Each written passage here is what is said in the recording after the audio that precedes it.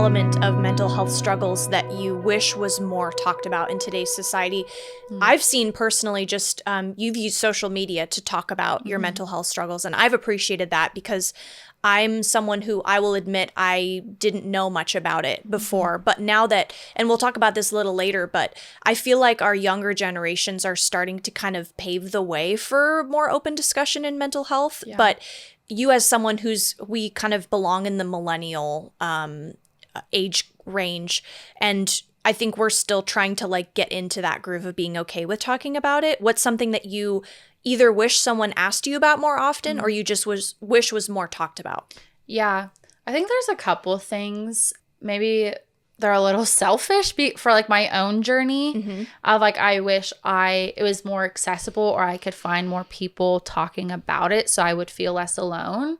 But just like simply like, what makes people feel anxious? Okay. Like, is it going to the dentist? Is it going on a trip? Is it like, what's causing it? Because I know for myself, one of mine is going to the dentist. I hate going to the dentist. And I'm like, am I crazy? Am I alone? Do other people hate going to the dentist? Do they cry when they have to go? So part of me is like, maybe that's just selfish because I want to not feel alone. But I also think that might normalize. It's okay to feel anxious about these things. Sure. Versus us being like, yeah, I get anxious. Yeah.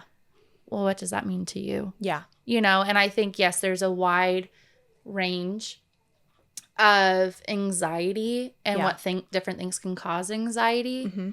But also for me, when I don't want to feel alone, I'm like looking for affirmation of like, it's okay you feel that way. I get anxious about that too. Yeah. And then I'm like, okay, I'm normal. And I think another one I like briefly mentioned, Blake and I like want to start a family soon. And I actually stopped taking the medication I've been on back in January in hopes of being able to get pregnant. And not that that was preventing it at all, but it was just like maybe not the best medication to be on pregnant. By my doctor's advice. And so I like stopped taking it. And then in June this year, a lot of this that we've talked about came up again. Where I was like, I can't suppress this anxiety anymore. And it just like came pouring out of me. I eventually went back to the doctor, to a different doctor at the time, and had a lot of discussions of like trying to get pregnant, but having anxiety. What do I do with this? And I felt so isolated. And I don't know if that's because I went and saw a male doctor. Like, I don't know. But he reached out to like different OBGYNs for me. He was like, I want to give you the best answer. And I genuinely appreciated his honesty. And gave me a lot of comfort. But with that said, like, I wish women who are pregnant, trying to get pregnant, people have been past that, maybe postpartum depression, I don't know. But just like they would talk about it more of like because I'm like, how many women have been on medication while pregnant? I don't know. I don't know anyone personally. And so in that, I feel alone of I'm back on medication and trying to get pregnant. Am I going to be alone in this? Yeah. So I think that it's like using our power of our story to bring it up and talk to each other. And I think that that's helpful, like even just us as friends, like knowing what to be sensitive to, how to ask our friends about, like, once we know, okay, we know Rachel that's something that is difficult for her. Like, how can we help her? How can we come alongside her in that? Even as a spouse too, like knowing those things going forward, I'm hoping that, women feel comfortable sharing that with their spouse, even if not their friends or their counselor, hoping that women can use those opportunities to, once they hear I'm not alone in this, or like I do feel alone, help, like asking for help when you need it. I think that that's important too.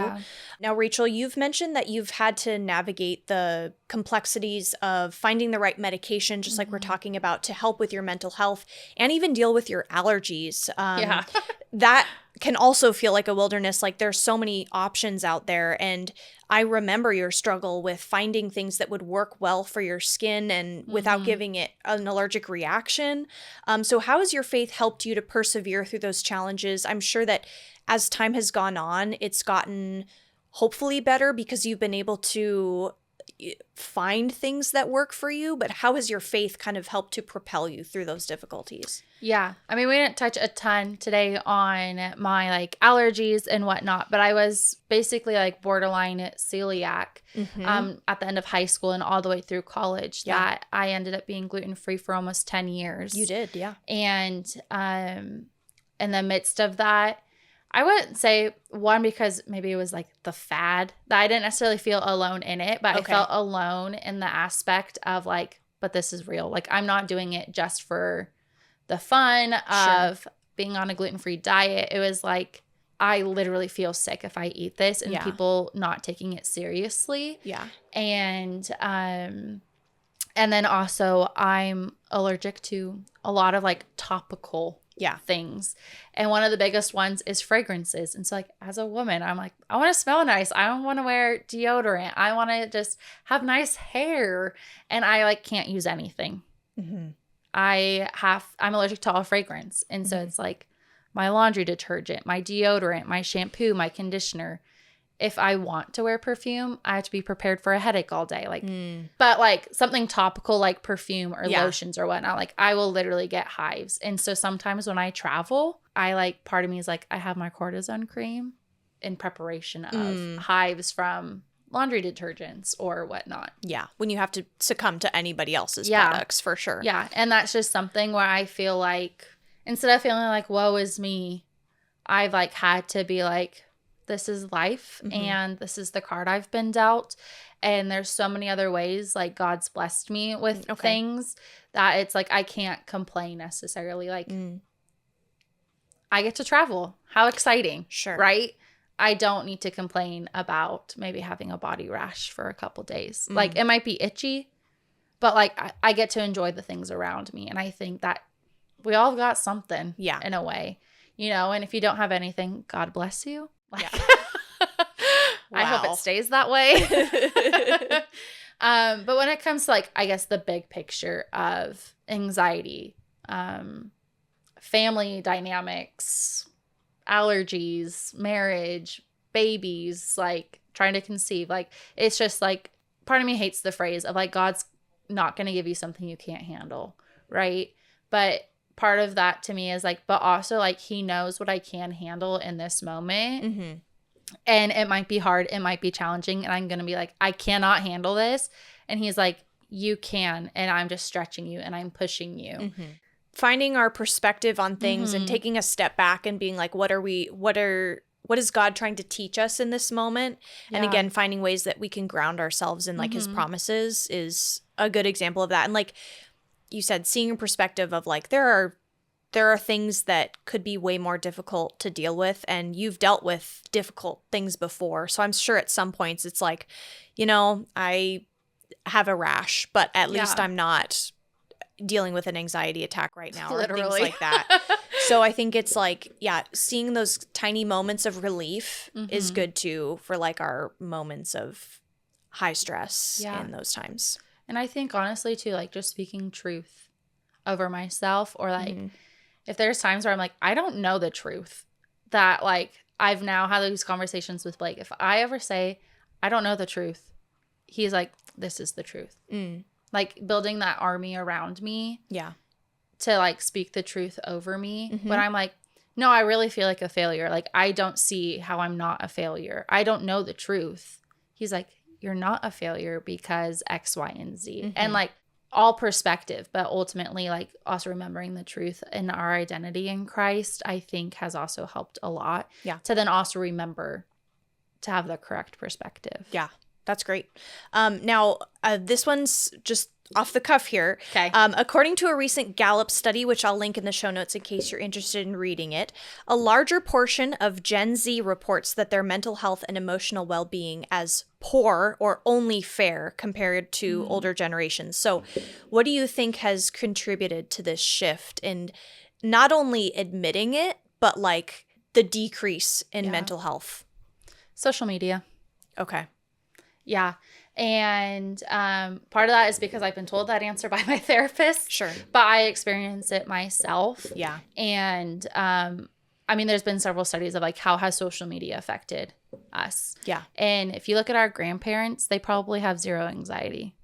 I mean, they might nowadays, but like the level of it and how long they've experienced it, social media didn't exist. My mom has anxiety over whether or not we're coming home for dinner. Sure. Right? My dad's anxiety is his job. Sure. And things he's seen, worked with. I don't know. But like, they're not, my mom's on social media now. My dad's not on social media. My grandparents have been on social media, what, 5 years now? Yeah. Like, the things that bring them anxiety or affect their mental health are not near what affects our mental health, the kids younger than us, their mental health. And I think it's because, I want to say it's the enemy's platform. Like, which makes it scary to say because it's like we're on social media, but how can you change like maybe the enemy's platform to God's platform? Yeah. Of just the idea of like, we're comparing ourselves on social media. Definitely. We are cyberbullying each other on social media. Like, there's so many things happening on social media that wouldn't happen otherwise. You experience more FOMO because of social media. Yeah. Right? Like, oh, I don't have friends because I wasn't invited to this party. And now you're down on yourself about it instead of like not knowing the party existed and living carefree. Right. Yeah. I was just listening to my sermon this past Sunday, and we were talking about anger. And we were talking about how there was like, I'll have to look up the specific statistic, but I think it was something like 85% of social media posts that do categorically well are rage bait, basically. Yes. And I think that that's where we feel a lot of our anxieties start to bubble up is if it is rooted in anger, oh boy, you better watch out. Because if you even just go on your phone, you're likely to find something that's going to make you angry or stressed or feel like you're missing out or feel like you're lonely or not, that I totally agree with it. It's like a snowball of just anxiety. And the more you scroll, the more you see, and the more you see is the worse it gets. Yeah, definitely. And I like because those posts that you stay on are going to wind up in your algorithm. Yeah. Unfortunately, a lot of our younger generation too, even though they're more willing to speak into it, are also the ones who are more often found on social media because they're growing up with it now. I think that's something I'm thankful for is that I didn't grow up with social media. I have it now, but it's like the enemy's platform because he's trying to tear us down every time you go on there.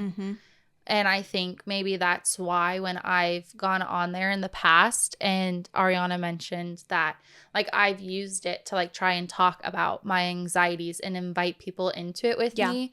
Like, on my, like, close friends list, it's, like, people who I wish I could talk to every day. I would have the time.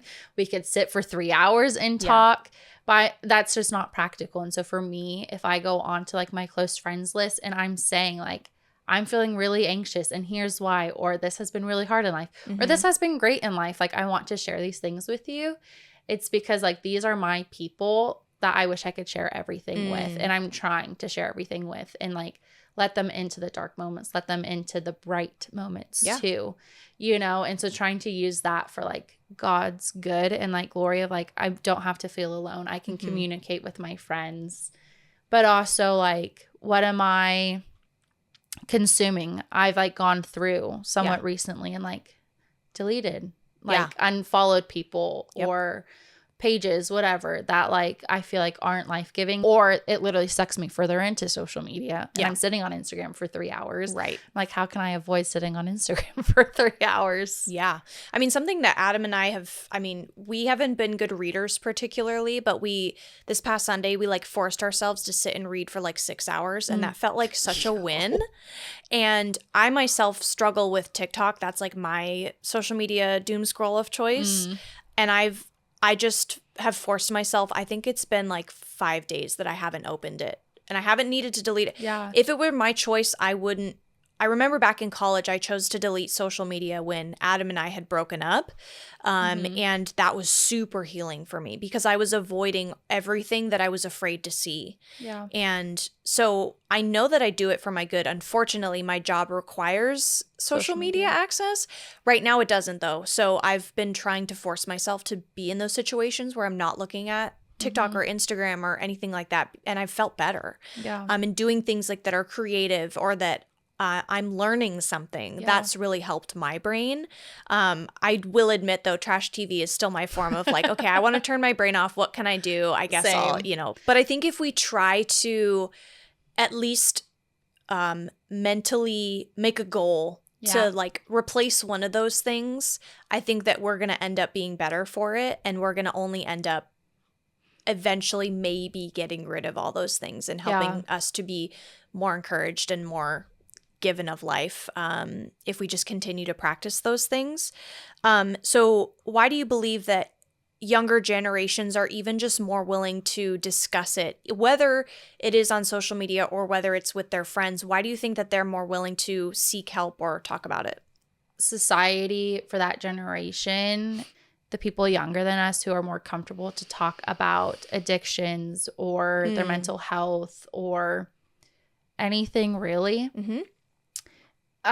is because they crave that authenticity. And I think they're so willing to share it because they know at least maybe those in their age range will gladly receive it and also give it back. Like they're not left empty-handed. Yeah. Versus I think for us and anyone older than us, a lot of those topics are taboo and have always been the family secret or swept under the rug, and I think these kids are making us realize like you can't just sweep it under the rug anymore.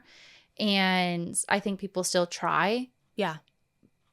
But like it comes with consequences, whether you bring it to light and you really then have to deal with it, or you continue to sweep it under the rug. Yeah. And you just continue to avoid it. And then it grows into this bigger monster that who knows when it's going to come out. Yeah. And like, maybe it never comes out, but like it's harder to deal with day in and day out, the bigger the monster gets. Sure. Versus talking about it, having a fresh breath of air, or letting someone speak the truth into it.